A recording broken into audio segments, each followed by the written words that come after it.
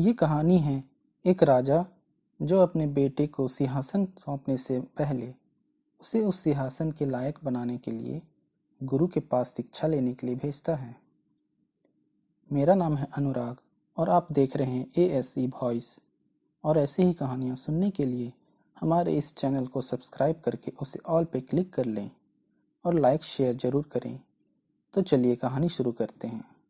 दोस्तों, दिन भर हम इतना कुछ बोलते हैं और सुनते हैं, बहुत कुछ पढ़ते हैं और समझते हैं। सुनना और समझना हमारी ज़िंदगी का बड़ा अहम हिस्सा है। अलग अलग लोगों की सुनने की क्षमता अलग अलग होती है। कोई बात को सिर्फ सुनता है तो कोई गहराई से सुनता है और समझता है। आज की कहानी इसी क्षमता पर आधारित है। राजा महाराजाओं का दौर जब चल रहा था, तब किसी राजकुमारों को राजासन पर बिठाने से पहले उसे उस लायक बनाना होता था। उस दौर में बड़ी बड़ी मैनेजमेंट स्कूल या कोई डिप्लोमा कॉलेज तो होता नहीं था जहाँ पर वे यह सब चीज़ें सीख पाते। उस दौर में अनुभवी गुरुओं द्वारा राजकुमारों को वह शिक्षा दी जाती थी जो उनको अपने भविष्य में काफ़ी जरूरी और महत्वपूर्ण साबित होती थी। कोरिया के एक राजा को जब अपने पुत्र को राज सिंहासन पर बिठाने की सूझी, तब उसने राजकुमार को उसके लायक बनने के लिए एक जैन मास्टर के पास भेज दिया। मास्टर ने राजकुमार को कुछ दिनों तक अपने पास रखा और बाद में 1 साल के लिए राजकुमार को जंगल में जाकर रहने का आदेश दिया। राजकुमार मास्टर के आदेश अनुसार जंगल में रहने के लिए चला गया। अपने राज्य में ऐशो आराम की जिंदगी जी रहा राजकुमार शुरू के कुछ महीने बड़ी तकलीफ में जंगल में रहा। बाद में उसे धीरे धीरे उस जंगल की आदत हो गई। वह सहजता से उस जंगल में रहने लगा और जंगल में होने वाली छोटी मोटी घटनाओं का अवलोकन करने लगा। देखते ही देखते 1 वर्ष बीत गया और राजकुमार वापस अपने मास्टर के पास लौट आया। मास्टर ने राजकुमार के लौटने के बाद उसे सबसे पहले एक सवाल किया कि मुझे बताओ, तुमने जंगल में क्या क्या सुना? राजकुमार बोला, मैंने वहां झरने की कलकल, भंवरों का गुंजन, पत्तों की सरसराहट, बादलों की गड़गड़ाहट, झिंगुरों का शोर सुना।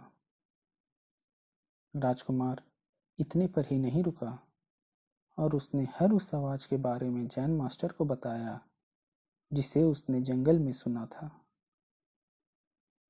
जैन मास्टर ने राजकुमार से पूछा, और क्या क्या सुना तुमने?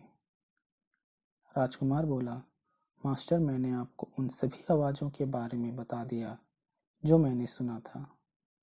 मास्टर ने राजकुमार से कहा, ठीक है, तुम दोबारा उसी जंगल में जाओ और वहां से तभी वापस लौट कर आना जब तुम्हें पहले सुनी आवाज़ों के अलावा कुछ नई आवाज़ें सुनाई दे।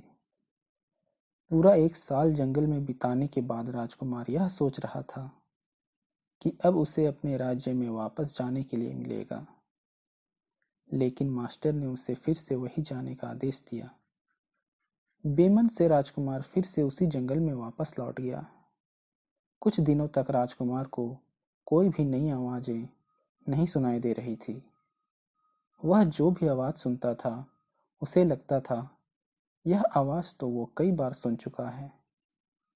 फिर राजकुमार ज़्यादा ध्यान देकर पूरी तरह क्षमपन से अपने आसपास की हर आवाज़ पर गौर करने लगा। धीरे धीरे राजकुमार को ऐसी ऐसी आवाज़ें सुनाई देने लगी जो उसने पहली जिंदगी में कभी भी नहीं सुनी थी। कुछ दिनों तक उन सभी आवाज़ों का अभ्यास करने के बाद राजकुमार अपने मास्टर के पास लौट आया। राजकुमार इस बार बहुत प्रश्न चेहरे के साथ अपने मास्टर को उन सभी आवाज़ों के बारे में बताने लगा जो उसने इस बार सुनी थी। राजकुमार ने कहा। मास्टर, शुरू में मुझे सारी वही आवाजें सुनाई दे रही थी जिन्हें मैं बरसों से सुनता आ रहा था। फिर मैंने ज़्यादा ध्यान लगाया तो मुझे वो आवाजें भी सुनाई देने लगी जो आम तौर पर सभी को नहीं सुनाई देती है।